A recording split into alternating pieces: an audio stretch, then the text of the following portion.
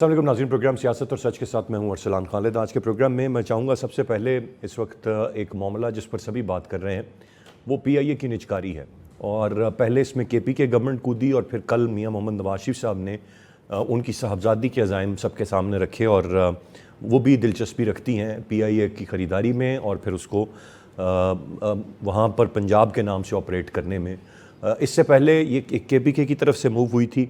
जो वज़ीर आला KPK अली अमीन गंडापुर साहब हैं, उन्होंने बाज़ाब्ता तौर पर एक लेटर सरफेस हुआ जिसमें उन्होंने अपनी दिलचस्पी का इजहार किया। इससे पहले एक रियल इस्टेट ऑनर हैं जो कि अपनी दिलचस्पी का इजहार कर चुके हैं और आज अलीम खान साहब जो वज़ीर हैं निजकारी के, वो ये बात कर रहे हैं कि इंश्योर करेंगे कि औने पौने दामों PIA को ना बेचें।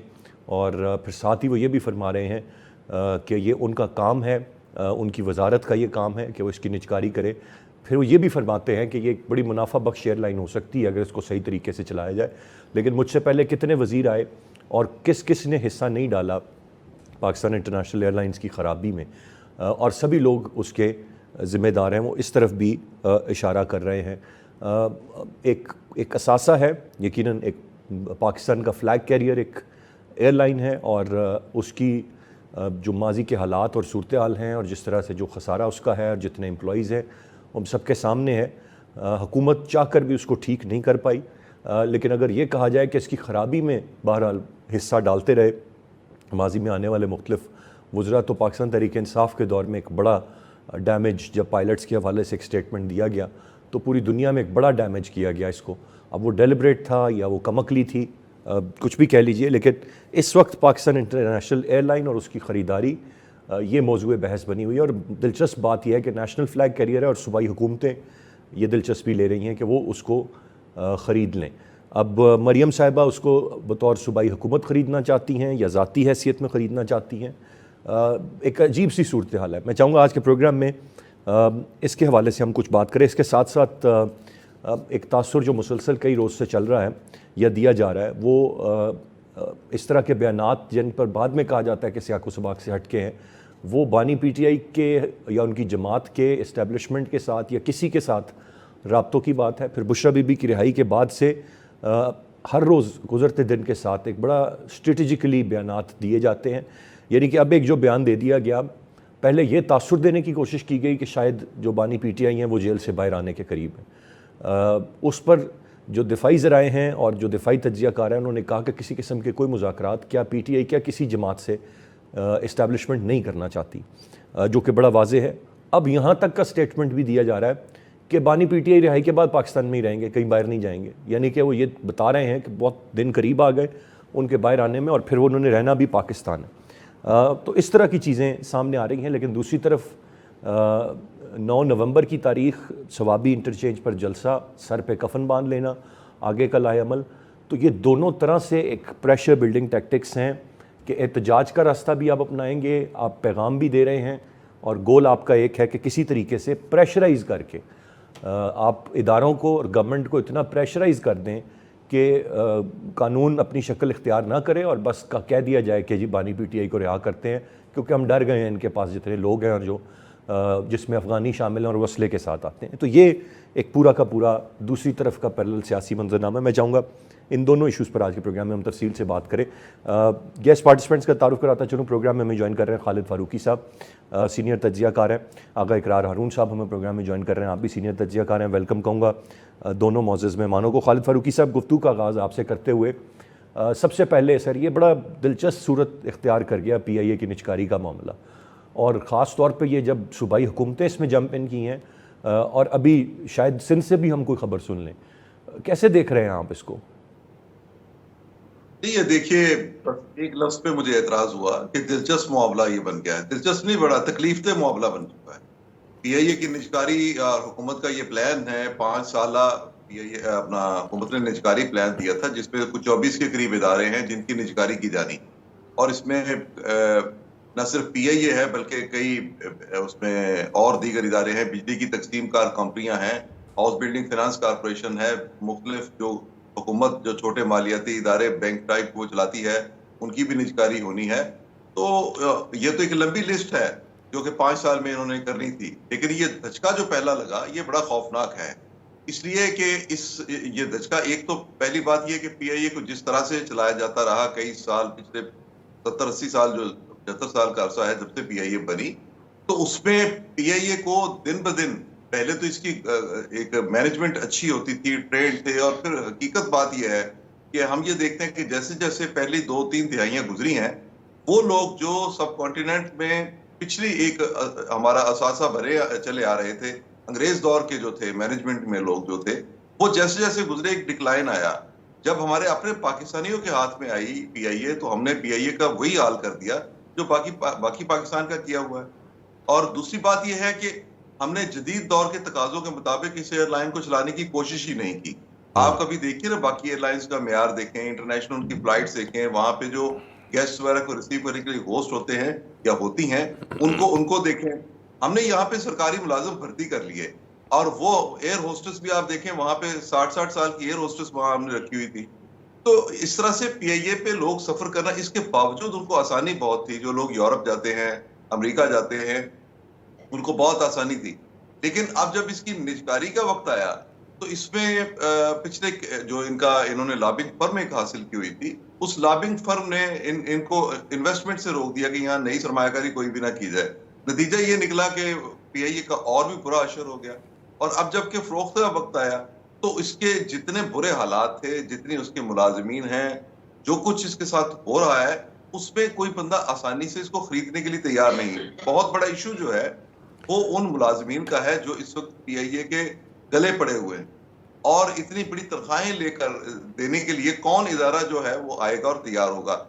लेकिन फिर भी 10 अरब की एक जो इसकी बोली है, ये इंतहाई शर्मनाक किस्म का एक काम है। और मैं नहीं समझता कि इसमें सिर्फ बोली देने वाले जो हैं वो इन्वॉल्व हैं, बल्कि इसमें किसी न किसी की बदनीयती शामिल है, और ये लोग जो हैं किसी न किसी जगह पे हुकूमती ज़रा सर्कल्स फारूकी में साहब, शामिल ठीक है, ये तो आपने पूरा सब कुछ तफसील से बयान कर दिया। अब ज़रा ये जो सूबाई हुकूमतों का इसमें दिलचस्पी का इजहार है, ज़रा इस पर 2 जुमलों में रोशनी डाल। सूबाई हुकूमतों का जो किरदार है, मतलब ये कोई नहीं, ये नॉन सीरियस किस्म की एक पेशकश है। केपी हुकूमत को कौन सा एक्सपीरियंस है? केपी हुकूमत को तो अपने इदारे जो हैं, पंजाब हुकूमत को तो अपने इदारे जो हैं, इनकी प्राइवेटाइजेशन करनी चाहिए। इनमें इतनी अहलियत कहाँ है? मसला तो वही था कैपेसिटी का कि आपकी क्या, आपके पास इतनी अहलियत की आप में है कि आप कोई इदारा चला सके? क्या हमारी सूबाई हुकूमत वफाकी हुकूमत से कोई अलग है? अगर विफाक नहीं चला सकता, उसके पास इतने वसाइल है, वो नहीं चला सकता, तो फिर ये सूबे किस तरह से चला सकते हैं? एयर पंजाब का नाम देंगे उसको, सूबों ने और उसकी फ्लाइट्स पूरे पाकिस्तान से उड़ेंगी, एयर पंजाब बन जाएगी। आपने सुनी होगी कल की गुफ्तगू। आप एयर पंजाब आपने पहले पंजाब बैंक बनाया, आपने खैबर पख्तूनख्वा के नाम पे वहां पे बैंक बना, खैबर बैंक बना। ये छोटे काम है, ये मुख्तलिफ काम है, इसको संभालना, इसको चलाना बड़ा मुश्किल है। लेकिन इसके बावजूद अगर सूबों में ये हुकूमतें जो हैं, और मुझे ये बताएं बिलखुसूस वज़ीर आला केपी के बारे में, उन्होंने कितने अब तक मीटिंग्स की हैं, कितने मामलात को, केपी के मामलात को चलाया है? वो तो सीरियस ही नहीं है अपने चीजों को चलाने में। वो एहतजाज के नाम पर, आप खालिद फारूकी साहब, मेरे ख्याल से उनकी जो सलाहियत है उनको थोड़ा सा मेरे ख्याल से अंडर एस्टिमेट करते हैं। वो आपके मामलात अफगानिस्तान के साथ सूबे की सतह पर तय करने के लिए तैयार है, मतलब आप वो खारजा पॉलिसी पूरी और उसका महाज वो संभालने के लिए तैयार है, वो क्यों नहीं ये कर सकते? और आप एक मामूली सी एयरलाइन की बात कर रहे हैं कि नहीं चला पाएंगे। ये आपकी बात मुझे बड़ी पसंद आई आपकी बात। तो उन्हें चलाने दें, उन्हें कहें अपनी एयरलाइन बना ले, उन्हें कहें कि अपनी एयरलाइन बना ले, वो भी वहां पे बनाए, और पंजाब के वाले भी जो हैं, मरियम नवाज साहिबा जो है, ये भी अपनी एयरलाइन बनाए। पीआईए को खरीद के तबाह ना करें। ठीक है, जरा आगा इकरार हारून साहब का भी पॉइंट ऑफ व्यू ले लें। सुपर सीएम आपकी क्यों नहीं चला सकती एयर पंजाब? एक इतना अच्छा आइडिया है, वालिद साहब से मुशावरत उन्होंने की है, अमेरिका जैसी जगह पर बैठ के इन ख्यालात का इजहार किया है। क्या हम थोड़ा सा ज़्यादती नहीं करते कि हम इन सूबाई हुकूमतों या यहाँ पर मौजूद वज़राए आला जो हैं, इनको हम ज़रा अंडर एस्टिमेट कर रहे हैं? आगा इकरार हारून साहब, बड़ी स्ट्रेंथ है, बड़ी पावर है, बड़ी अंडरस्टैंडिंग है ऑफ द मैटर्स इन लोगों को। बहुत शुक्रिया अरसान साहब। पहली बात यह है कि मैं पीआईए को एज ए बीट मैंने तकरीबन 4 साल किया, जब मैं एक फुल फ्लैज रिपोर्टर था 90 की दहाई। उसके बाद भी आपने कोई बीट की होती है तो आपका इंटरेस्ट रहता है उसमें। जो ऑडिट रिपोर्ट्स बन रही होती है वो भी अगर कोई पब्लिश होती है तो मैं ज़रूर पढ़ता हूँ। सिंपल सी बात है, 3 चीज़ें होती हैं किसी भी चीज़ को जज करने के लिए। उसकी एसेट्स होते हैं, लाइबिलिटीज होती हैं और एक्सपेंडिचर्स होते हैं, ठीक है, रिकरिंग एक्सपेंडिचर्स होते हैं। आप उसके ऊपर किसी चीज़ को आप एसेस करते हैं कि आपने खरीदनी है या बेचनी है, अगर बेचनी है तो कितने की बेचनी है। जो उसकी लाइबिलिटीज़ हैं वो आपके सामने हैं। जहाज़ों जो उसकी एसेट्स हैं, जिसमें जहाज़ हैं, एक होटल है और तीन ये जो क्लिनिक होते थे ज़माने PIA क्लिनिक, उनकी बिल्डिंग्स हैं और 6 के करीब मेरे ख्याल में उनके PIA स्कूल्स होते थे, उनकी बिल्डिंग्स हैं। उनकी भी हालत बहुत बुरी है, गिरने के काबिल हुए हैं। ये है जी टोटल एसेट्स उसके, लाइबिलिटीज़ आपके सामने हैं और उसके बाद उसके रिकरिंग एक्सपेंडिचर्स वो भी आपके सामने हैं। कौन खरीदेगा इसको? बात तो ये है ना। मेरा ख्याल ये है कि 10 करोड़ 10 अरब रुपए की किसी ने बोली लगाई है, वो शायद उसने ज्यादती की हो, क्योंकि इतने तो उसका होटल है अमेरिका वाला, इससे भी बहुत ज़्यादा का होगा। लेकिन PIA के पास कुछ ऑफर करने को नहीं है। अब आ जाए कि इसको गवर्नमेंट चला सकती है कि नहीं। जो भी प्रोविंशियल गवर्नमेंट लेगी ना, पहला वो काम क्या करेगी, वो करेगी कि जो हुकूमत पाकिस्तान और स्टेट बैंक के साथ जो कर्जे हैं और दूसरे कर्जे हैं PIA के, वो उनको एडजस्ट करवाने की कोशिश करेगी, उसकी किस्तें करवाने की कोशिश करेगी। डेफिनेटली हो भी जाएंगी, क्योंकि पब्लिक सेक्टर है, पब्लिक सेक्टर कोई भी प्रोविंशियल गवर्नमेंट का पब्लिक सेक्टर में आता है, वो करेंगे। और उसके बाद ये है कि अब भी जो अब एयरलाइंस चलाना जो है वो एयरलाइंस का काम ही नहीं रहा है। वैसे आपको एक अंडरस्टैंडिंग होनी चाहिए, जो टिकट्स हैं उनको बेचने के लिए और कंपनीज हैं, जो ग्राउंड हैंडलिंग है, अपना ग्राउंड सपोर्ट है, जिसे अपना GST कहते हैं, उसकी अपनी कंपनीज हैं। ग्राउंड टेक्निकल सपोर्ट GTS के जो कहते हैं, हाँ GTS, ये अपनी कंपनीज हैं। और इवन जो लोग अपना फ्रंट ऑफिस पे होते हैं, जो टिकट्स आपको यानी कि जो आपको चेक इन और चेक आउट करवा रहे होते हैं, और अपना वो उनकी अपनी कंपनीज है। मैं कंपनीज का नाम नहीं लूँगा क्योंकि वो बिला वजह की प्रमोशन होगी। देखिए दुनिया की मेजर कंपनीज को आपको पता ही है कौन कौन सी। तो ये तो कोई इस वक्त एयरलाइन चलाना कोई मसला ही नहीं। आप मुझे बताएं, एयर सियालकोट का जो आपका है अपना सियालकोट जो चैम्बर ऑफ कॉमर्स है, उसे कितनी सक्सेसफुल चलाई है भाईजान। इस वक्त एयर सियाल लोगों की ऑप्शन है अपना यानी कि आने के लिए पाकिस्तान। ऐसी कोई इशू नहीं है, कैपेसिटी का मसला नहीं है, मसला नीयतों का है। और ये है कि मैं तो बड़ा खुश हूँ कि कोई एक प्रोविंशियल गवर्नमेंट ले ले, और मेरी ये रिक्वेस्ट होगी कि अगर पंजाब ले लेती है तो फिर उसका नाम ही ना चेंज करे, P की बजाय पाकिस्तान की बजाय पंजाब इंटरनेशनल एयरलाइन कर दे, ताकि जो हमारी एक तारीख है, जो एक नॉस्टैल्जिया है PIA का, वो भी कायम और दायम रहे। बाकी PIA कैसे तबाह हुआ है, आप बात कर रहे थे पॉलिटिकल पार्टीज ने सबने हिस्सा डाला, हुकूमतों ने हिस्सा डाला, बिल्कुल हुकूमतों ने हिस्सा डाला होगा, पॉलिटिकल पार्टी ने भी डाला होगा। लेकिन सबसे बड़ा PIA का जो क्राइसिस रहा है, PIA एक जंक यार्ड है, एक डंप यार्ड है बहुत सीनियर एयरफोर्स के ऑफिसर्स के लिए।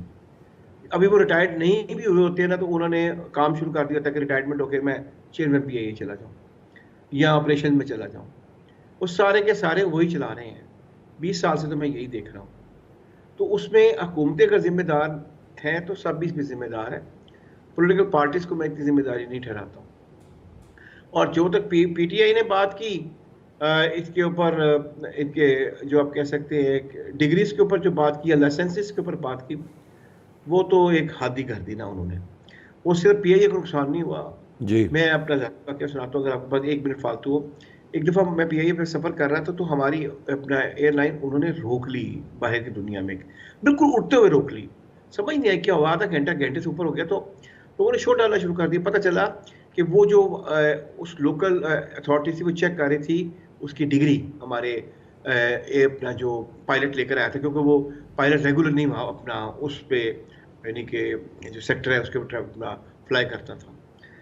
उसने तो पाकिस्तान के तमाम पायलट्स का जो किया करियर है, वो ही अभी तक नहीं वो निकल सके हैं उससे। सर पाकिस्तान के पायलट्स या पाकिस्तान नहीं, आप सब पाकिस्तानियों के लिए वो एक बड़ा उनकी तज़ीक थी, सब पाकिस्तानियों हमारे लिए पूरी कौम के लिए एक शर्मिंदगी का बायस बने। पूरे पाकिस्तान की उन्होंने वाट लगाई थी उसमें, मैं तो यही कहूँगा। राइट सर, गुफ्तगू का सिलसिला जारी है, ब्रेक की जाने पड़ेंगे, ब्रेक से वापस आकर मजीद बात करते हैं साथ में बैक। मैं ज़रा खालिद साहब की जाने वापस जाऊँगा। खालिद फारूकी साहब, थोड़ा सा ज़रा ये तो मामला है, देखते हैं कि ये ऊँट किस करवट बैठता है और कोई जिस तरह कोई सूबा लेता है या कोई इंडिविजुअल लेता है और क्या मामलात आगे चलते हैं।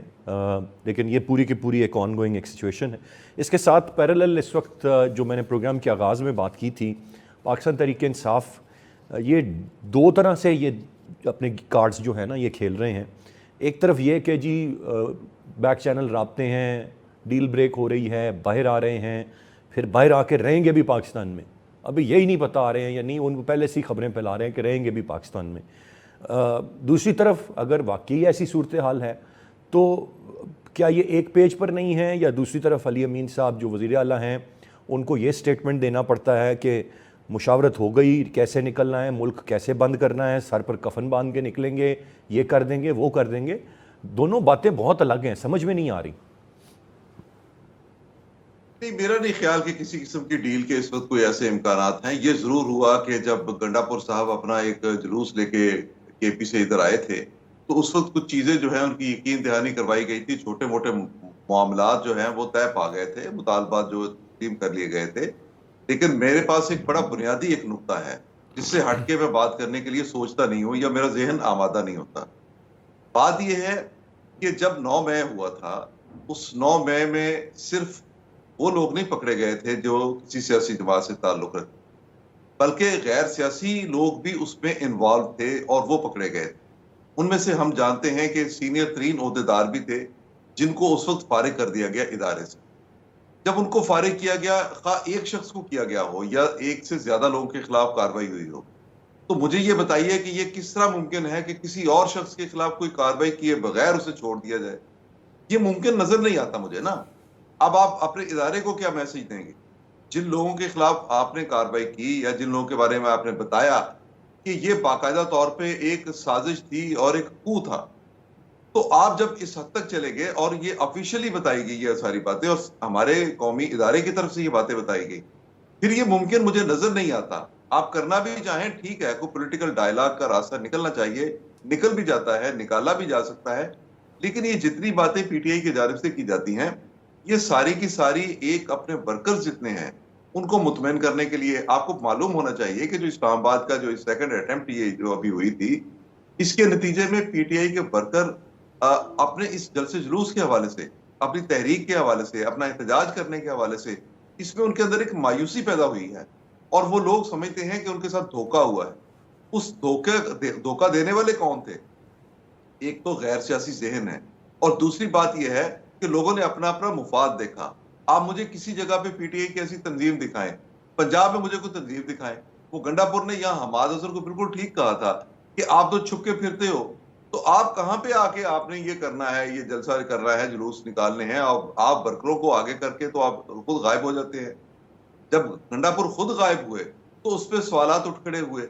अब उन्होंने कह दिया जनाब कि मैं फिर एक तरफ करूंगा। ये अच्छी बात है, उन्होंने अपने आप को भी मसरूफ रखना है, उन्होंने लोगों को भी मसरूफ रखा हुआ है, उन्होंने पार्टी को मुतमईन भी किया हुआ है, उनकी वजारत आला भी पक्की रहनी चाहिए, हमें जरूरत है उनकी। लेकिन ये है कि मुझे तो कोई ऐसी नहीं नजर आती, बल्कि मेरा ये ख्याल है कि जैसे ही जिस तरह पार्लियामेंट में ये इंसदाद दहशतगर्दी का कानून जो है, इस तरमीमी कानून जो है, जैसे ये पास होता है, शायद कई चीजें ऐसी होती हैं जो फौरी तौर पर किसी कानून में नजर नहीं आ रही होती, लेकिन इनफैक्ट उसके असरात बहुत दूर तक होते हैं और उसमें कई शिकें ऐसी आ जाती हैं जिसमें कई तरह की रुकावटें जहां पे कानून नाफिज करने वाले इदारों को महसूस होती हों, वो दूर हो जाती हैं। सो मुझे तो ये नजर आता है कि अगले 15-20 दिन में, महीने के अंदर ये कोई ना कोई कार्रवाई बड़ी ज्यादा शिद्दत के साथ होगी। और ये मुझे नहीं लगता कि अभी ये खालिद फारूकी साहब कार्रवाई जरा किस पर कार्रवाई होगी? मैं ये कार्रवाई आप समझ रहे हैं कौन? ये पीटीआई के खिलाफ कार्रवाई होगी? मैं यही, मेरा कहने का यही मतलब है कि पीटीआई के वो लोग जो कि कानून नाफिज करने वाले इदारों को मतलूब रहे, जिनको बंद किया हुआ है, ये उनको रियायतें जरूर मिलती रही हैं। अच्छा, अब जब हम अदालतों के किरदार की तरफ जाते हैं तो हम एकदम से अदालतों पर भी इल्जाम तराशी शुरू कर देते हैं। ऐसा नहीं होता। मैं तो थोड़ा सा मुतवाजन सोच के साथ चलना चाहता हूँ कि अदालतों ने अगर रिलीफ दिया तो इस रिलीफ के बाद एक बड़ा अच्छा तासुर उभरता है। वो ये कि किसी भी पाकिस्तानी को ये उम्मीद होती है कि कोई एक ऐसा फोरम मौजूद है जहां से उसके ख्याल के मुताबिक उसको जस्टिस मिल रहा है अगर कहीं नाइंसाफी हो रही है। अदालतों को अपना काम करने दें, लेकिन कानून ने अपना रास्ता लेना है। ताहम ये बात जरूरी है, जो इंतहाई जरूरी है, कि हमारी हुकूमत या कोई भी कौमी सलामती का इदारा कौम को मजीद बेयकीनी और इबहाम का शिकार ना रखे। ये नहीं है कि आप कुछ लोगों को डरा के रखें, कुछ लोगों के बारे में ये हो कि आपके साथ ये हो सकता है, ये ऐसे चलते रहें। अगर तो कोई मुजरिम है, अगर किसी ने कोई ऐसा हरकत की हुई है, तो उसके बारे में ये कुछ बताया जाए। देखिए, जब तक आप खुद एक क्राइसिस राइट से खालिद कौम को फारूकी नहीं साहब, निकालेंगे, बिल्कुल सही, आपका मुल्क पॉइंट आ गया। को- गुफ्तगू का सिलसिला जारी है, ब्रेक की जाने पड़ेंगे, ब्रेक से वापस आकर मजीद बात करते हैं। आगा साहब की जाने बढ़ूंगा। आगा साहब, मसरूफ़ तो रखा हुआ है गलत चीज़ों में वज़ीर आला KPK ने अपने आप को, हालांकि मसरूफ़ उनको रखना चाहिए अपने आप को KPK के अवाम की खिदमत के लिए, लेकिन उनकी मसरूफियात कुछ और बताती हैं, उनकी बयानात कुछ और बताते हैं। अभी आप क्या देख रहे हैं, 9 नवंबर की तारीख है, ये चाह रहे हैं कि क्या कोई डील हो जाए, या ये साथ साथ धमका रहे हैं कि अब हम सर पर कफन बांध कर निकलेंगे? ये मामलात नवंबर के मिड से जाकर शिद्दत इख्तियार करेंगे, किस सिमत में जाएंगे? देखिए असलान भाई, मेरा तो हमेशा मैं कहता होता हूँ कि PTI एक प्रेशर ग्रुप है, आपको याद होगा। एक कल्ट है और एक प्रेशर ग्रुप है, और कल्ट यूजुअली प्रेशर ग्रुप होते हैं जब वो पॉलिटिक्स में हो। वो प्रेशर बिल्डअप करते हैं कि जी हमारे हैं, आते भी हैं, और दूसरी तरफ से उनको बड़े इमेच्योर किस्म के लोगों से पाला पड़ा हुआ है। वो सड़कों के ऊपर खंदके खोद के कहते हैं कि ये नहीं आ सकेंगे। तो दोनों तरफ से ही सिचुएशन बड़ी अजीब है। जो हमारी एडमिनिस्ट्रेशन है वो इसको हैंडल कर सकती है, करती भी है, लेकिन उसी तरीके से करती जो 60 की दहाई में करती थी। हमारा जो कमिश्नरेट सिस्टम है उसमें जो भर्तियाँ हुई हुई हैं, वो ख़ास एक क्लास है, वो अपने आप को इतना कुछ ताकतवर समझती है कि वो कहती है कि अगर हम साइन कर देंगे तो खुद ब खुद लोग रुक जाएंगे, दफ़ा 144 लगा देंगे तो कंट्रोल कर लेंगे। ये सारी बातें हुई बहुत पुरानी। हम ज़िंदगी की रियलिटीज़ को नहीं समझ रहे हैं। रियलिटी ये है कि हमारा जो यूथ है बहुत फ्रस्ट्रेटेड हुआ है, और PTI ने उस यूथ को में इतना वो जहर भर दिया हुआ है कि वो यूथ किसी भी वक्त इस माशरे के ख़िलाफ़ खड़ा होने को तैयार हो जाता है, और होता है। ये बहुत ख़तरनाक सिचुएशन से पाकिस्तान गुजर रहा है, और इसी का फ़ायदा गंडापुर साहब से लोग उठाते हैं। मैं ये कहूँगा कि पॉलिटिक्स में ये होता है, आप प्रेशराइज भी करते हैं, आप नेगोशिएशन भी करते हैं। वो बड़ा पुराना शेर है एक साहिर दानवी का कि तुम समझौते की उम्मीद रखो, हम आगे बढ़ते जाएंगे। ये सियासत का हिस्सा है, लेकिन ये गुंडागर्दी का कॉन्सेप्ट सियासत में पाकिस्तान में PTI ने ही प्रॉपरली इंट्रोड्यूस करवाया। पहले भी एक पार्टी ने कराया था, मैं नाम नहीं लूँगा, लेकिन प्रॉपरली इन्होंने इंट्रोड्यूस करवाया। मैं हालात को बहुत ख़राब होता नहीं देख रहा हूँ, लेकिन आगा फिर साहब, भी मैं एक चीज़ ज़रा बताइएगा, वैसे ये क्या हर्ज है, ये डी चौक आना चाहते हैं, ये इस तरह क्यों बड़ा सवाल, इसको मम्मा क्यों बना लिया है? आप कहें वेलकम, आएँ डी चौक आएँ, बैठना चाहते हैं बैठ के दिखाएं कितने दिन। वो तो अगर सपोर्ट नहीं, ना अहसान होती भाई, और बात लोग ये अपनी है कि 2014 मैं 100% आपसे की agree नदामत और शर्मिंदगी का इजहार ना 100% agree करते तो 2 दिन नहीं टिका था 126 दिन का सो कॉल्ड धन। बुलाए ना कि देखे किसमें दम कम है। गंडापुर साहब कोई 10-12 घंटे के बाद गायब होना पड़ता है, उनकी कुछ अपनी मसरूफियात ज़रूरियात ऐसी हैं, तो देखें ना कौन बैठता है यहाँ, बिठाएं। मैं एग्री करता हूँ आपसे, बिल्कुल ठीक बात की, लेकिन उसमें फिर एक फैक्टर मैं आप ही की वर्ड बाय वर्ड जो आज आप कह रहे हैं, बाखुदा मैं कहता था कि आए बैठें, ये अपना रियासत, इसके सियासत की खूबसूरती होती है। लेकिन भाई जब वो आए हैं, उन्होंने दरख्त तक को तो जला दिए है, गाड़ियों को तोड़ देते हैं, दुकानों को लूटने की कोशिश करते हैं। अब प्रॉब्लम सारा ये हुआ है, सर कैमरा है हर जगह देख रहा है, क्या किया था, ना कवरेजेस बंद करें ना कुछ और बंद करें, मिनट टू मिनट दिखाएं। ये GTA जो यहाँ चलाएंगे ये आके इसको दिखाएं ना, इनको लूटता दिखाएं, इनको मत आंसू गैस के शेल इन पे फायर करें, इनको इनकी असलियत दिखाएं। हम नहीं जला रहे थे, ये तो हुकूमत के ही लोग खुद जला रहे थे। सर आप प्रोपेगेंडा में उनका मुकाबला नहीं कर सकते हैं। ये मैं आपको कोई बहुत लूज किस्म की स्टेटमेंट नहीं दे रहा हूं। उनके पीछे दुनिया के बेस्ट तरीन कॉग्निटिव और सेमियोटिशियंस बैठे हुए हैं, दुनिया के बेस्ट तरीन। ये $300 मिलियन की गेम है। मैंने आपको कई दफा आपके प्रोग्राम में बात की है। आप उस लेवल पे नहीं पहुंच सकती है पूरी आपकी, जितने आपके पास लोग हैं।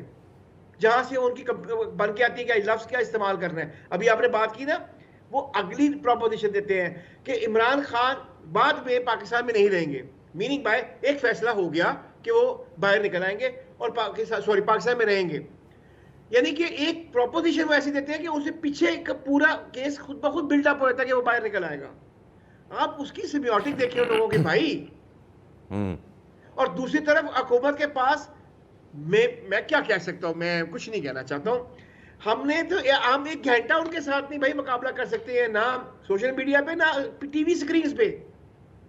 भाई टीवी स्क्रीन पे आके वो ऐसा प्रोपेगेंडा कर रहे होते हैं कि आपके मुंह में जबान बंद हो जाती है कि यार मैं इसके जवाब क्या दूं, क्योंकि उनको लिखी हुई वहां से स्टेटमेंट्स आती हैं पूरी की पूरी, आपने ये लफ्ज इस्तेमाल करना है, ये करना है, ये करना है और ये नहीं करने हैं।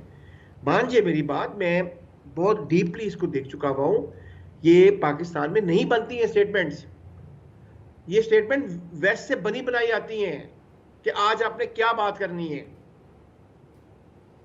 सर ऐसे ना समझे कि इनको हल्का ना लिया करें आप। ठीक है, मैं यही कहना चाहता हूँ। राइट सर, पॉइंट आ गया आपका। लेट्स सी के ये अब किस सिमत में और किस तरह से मामलात आगे चलते हैं। 9 नवंबर की तारीख वो दे रहे हैं, वक्त बताएगा। दोनों रिस्पेक्टेबल गेस्ट का बहुत शुक्रिया। आज के प्रोग्राम से इतनी। अहसान खालिद को इजाज़त दीजिए, अल्लाह ने के बाद।